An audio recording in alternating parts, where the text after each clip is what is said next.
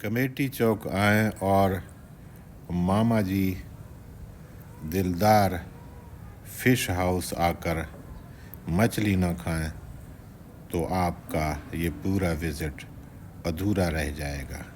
Metro train station से उतरते ही आपको यहाँ मछली बनाने वाले 2-3 दुकानें नज़र आएंगी। ये एक से बढ़कर एक है। हमने आज मामा जी दिलदार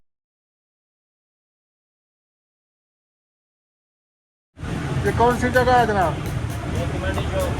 कमेटी चौक। आपके दुकान का नाम क्या है? मामा जी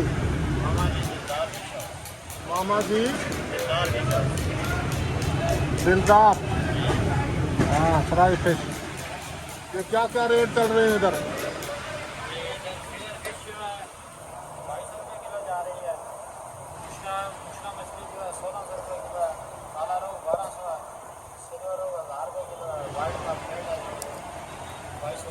ये आप बना के चटनी मिला के दे देते हो? सारी चटनी फ्री होती है। मछली का रेट है ये। सही बात।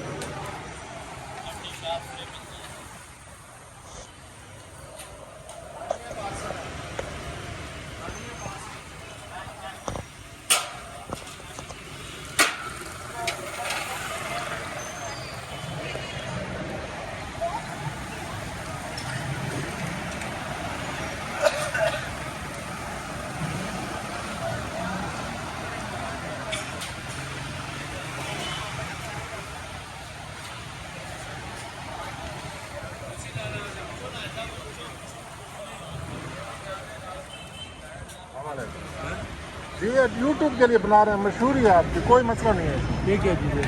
हाँ, ये इस पे रखते हैं इसमें सकते हैं ना। अच्छा हाँ,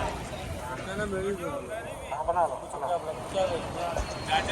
बाबा जी सलाम अलैकुम। वालेकुम सलाम। बाबा जी ये क्या है? ये डोनट ये डोनट थोड़ा ज्यादा मशहूर हो गया, किस लिए? जी। कभी मशहूर हो गया था ज्यादा, किस लिए? सर जी ये चीज अच्छी बन सी तो फिर मशहूर हो सी ना हो जरा एक दा वो असन क्या ना ओ बस जी बस बहुत हो गया। थोड़ा की ना है? अच्छा मेरा फारूक ना है सर। फारूक ना है। ये कितने का एक डोनट देने पे हो? ये सर जी 50 रुपए ना 50 रुपए दे। मैंने तो मुफ्त दे, मैं थोड़ी वीडियो बनाना पे। सर बहुत खा लो। ये केड़ी जगह है सर?